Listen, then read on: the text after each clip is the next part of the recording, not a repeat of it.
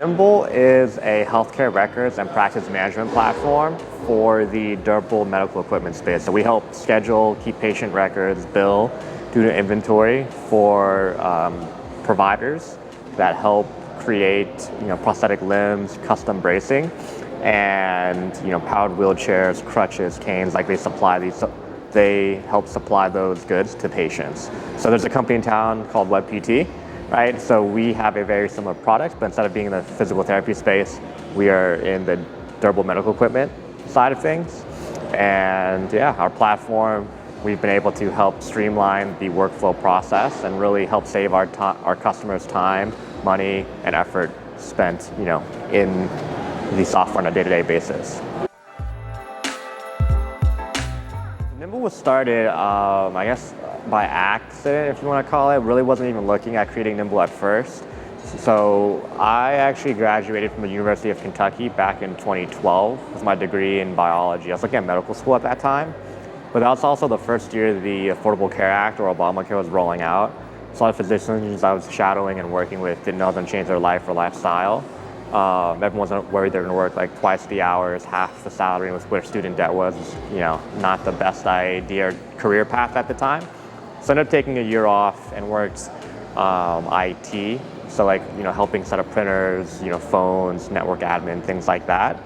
And we were contracted out to some small to medium-sized healthcare groups in Kentucky. One of them happened to be in the orthotics and prosthetic space. Asked me to look into some new software for them. And spent about 6 months, doing diligence, looking at a lot of different providers or platforms out there, and nothing could actually fit this industry's needs. So one night I was talking to the owner, jokingly, how about I start our own software company?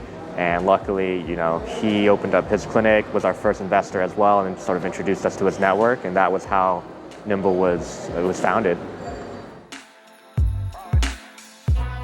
So we started building Nymbl probably mid-2016, and then we had our first paying customer June of 18.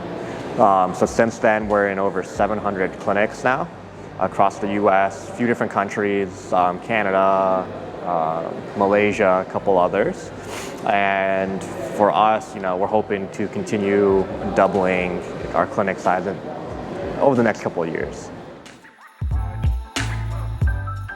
The biggest challenge I faced, a lot of non-technical founders are going to, would be just getting it developed or starting the development of the project or product, right? So at first, I designed the user interface and the workflow, but I had no idea how to code and do all the technical side of things. So we had a little bit of cash, but finding the right CTO took a long time, and then finding the right sort of development group to help do that early legwork was difficult as well.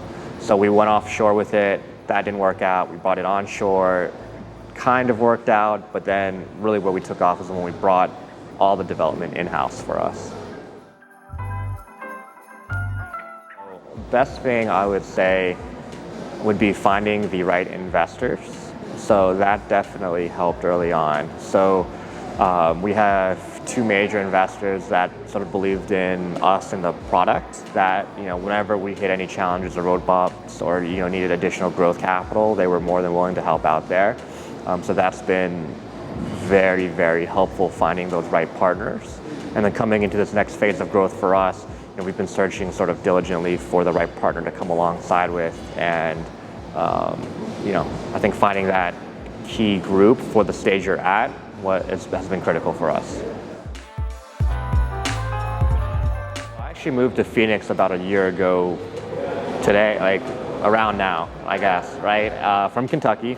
So what attracted me to the Phoenix ecosystem, one was the quality of life in general. I think you can't, 3 months out of the year, I can deal with that, but otherwise it's been pretty good.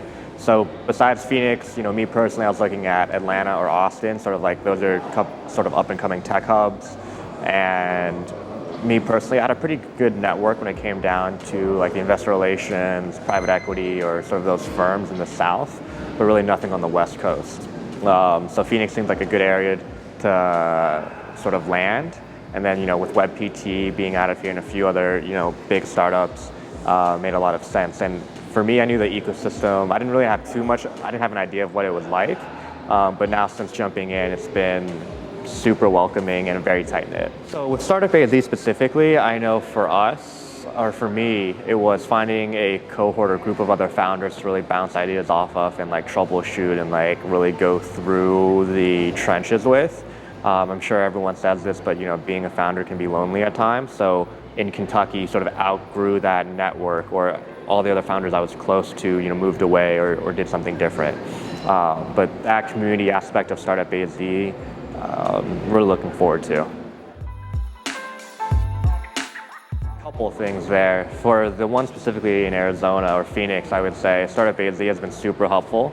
So get plugged in as soon as you can, and I know everyone's more than willing to help out. So in terms of like whether it's introducing you to some potential investors, deck feedback, things to do with their company or team, that's been, I would say it's a great resource to have, especially if you're in the area, but just founders in general, especially those starting out. I'm a little bit earlier than I would say some of the big groups here, like, Full Bay, Quick and whatnot, but to those founders just starting out, it's